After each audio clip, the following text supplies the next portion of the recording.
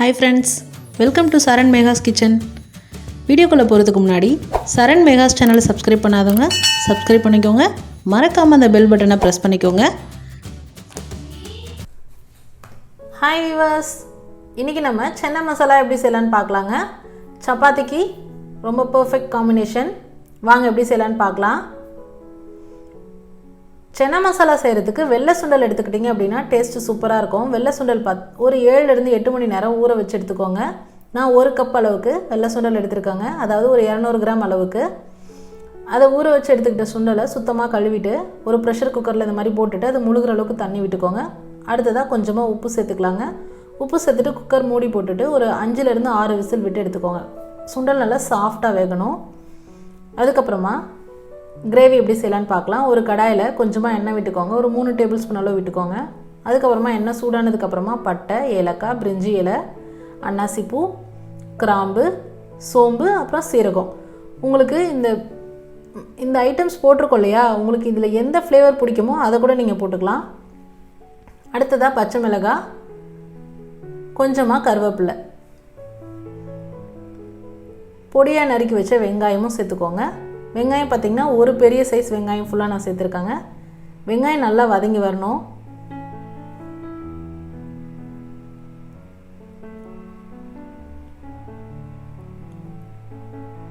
பாருங்கள், வெங்காயம் நல்லா வதங்கி வந்திருக்கு பாருங்கள். வெங்காயத்தையும் இங்கே நல்லா பொடியாக நறுக்கிக்கோங்க, அப்போ தான் இந்த சன்னா மசாலாவுக்கும் நல்லாயிருக்கும். அடுத்ததாக கொஞ்சமாக இஞ்சி பூண்டு விழுது அதையும் சேர்த்து நல்லா கிளறி விட்டுக்கோங்க.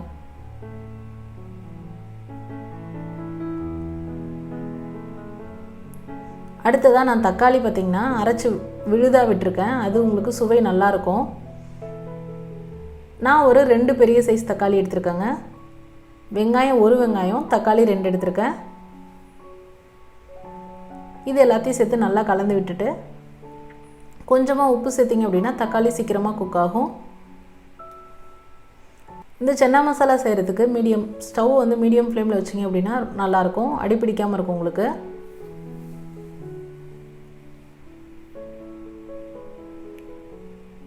அப்பப்போ அடிப்பிடிக்காமல் கிளறி விட்டுட்டே இருக்கணுங்க.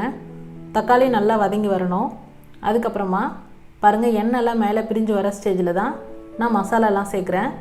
கொஞ்சமாக மஞ்சள் தூள், காரத்துக்கேற்ப தனி மிளகாய் தூள், அடுத்ததாக மல்லித்தூள். நான் மல்லித்தூள் 2 டீஸ்பூன், தனி மிளகாய் தூள் 1 டீஸ்பூன் சேர்த்துருக்கேங்க. கரம் மசாலா 1/2 டீஸ்பூன் சேர்த்துருக்கேன். இது எல்லாத்தையும் சேர்த்து நல்லா கலந்து விட்டுருங்க. மசாலா நல்லா பச்சை வாசனை போகிற அளவுக்கு வதக்கி விட்டுக்கணுங்க. இதுக்கிடையில் நம்ம வேக வச்ச சுண்டல் பாருங்கள் வெந்துடுச்சு. 5லேருந்து 6 விசில் விட்டு எடுத்தாச்சு. ப்ரெஷர் இறங்கினதுக்கப்புறமா நான் குக்கர் திறந்து உங்களுக்கு காமிச்சிருக்கேன். சுண்டல் பாருங்கள் நல்லா சாஃப்டாக, நம்ம கை தொட்டு இப்படி அழுத்தி பார்த்தோம் அப்படின்னாவே நல்லா வெந்திருக்கிறது நல்லா தெரியும் சாஃப்டாக. அந்த ஸ்டேஜ் அளவுக்கு இருக்கணும்.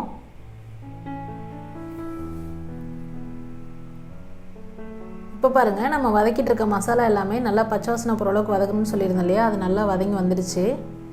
இந்த ஸ்டேஜில் நம்ம வேக வச்ச சுண்டல் இருக்க தண்ணியை வேஸ்ட் பண்ண வேணாம், அந்த தண்ணியை இதிலே சேர்த்துக்கலாம். அந்த தண்ணியை இதில் கலந்துட்டு நல்லா எல்லாத்தையும் சேர்த்து நல்லா மிக்ஸ் பண்ணி விட்டுருங்க. அடுத்ததாக உங்களுக்கு கிரேவிக்கு இன்னும் தண்ணி பத்தலை அப்படின்னா நார்மல் வாட்டர் கொஞ்சமாக சேர்த்துக்கோங்க. கிரேவி நல்லா திக்காக இருக்கணுங்க, ரொம்ப தண்ணியாக இருக்கக்கூடாது, அப்போ தான் உங்களுக்கு டேஸ்ட் நல்லாயிருக்கும். இப்போ பாருங்கள், எல்லாம் நல்லா கொதிச்சிட்ருக்கு.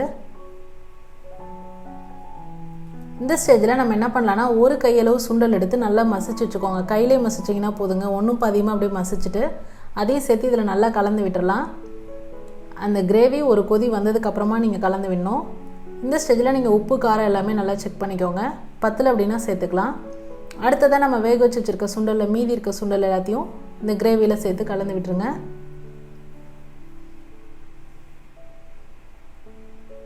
சுண்டல் அந்த கிரேவி எல்லாம் நல்லா வெந்து நல்லா பைண்டாகி வரணுங்க. அந்த ஸ்டேஜ் வரைக்கும் வெயிட் பண்ணலாம். பாருங்கள், நல்லா கொதிச்சிட்ருக்கு, அப்பப்போ கிளறி விடுங்க.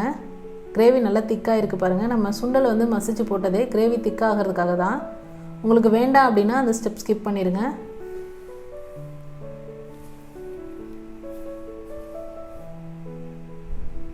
அடுத்ததான் நான் கொஞ்சமாக லெமன் சேர்த்துக்கிறேன். இந்த ஸ்டெப்பும் ஆப்ஷனல் தாங்க, உங்களுக்கு பிடிச்சா சேர்த்துக்கோங்க, இல்லை அப்படின்னா வேண்டாம்.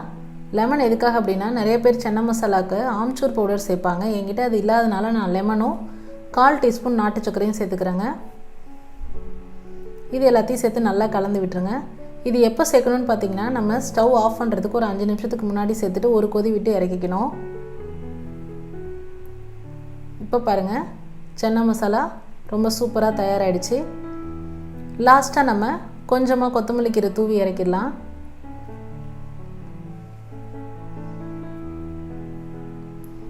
இந்த சன்னா மசாலா பார்த்திங்கன்னா சப்பாத்திக்கு தோசைக்கு எல்லாம் சூப்பர் காம்பினேஷன். ட்ரை பண்ணி பார்த்துட்டு உங்களோட கமெண்ட் மறக்காமல் சொல்லுங்கள் ஃப்ரெண்ட்ஸ்.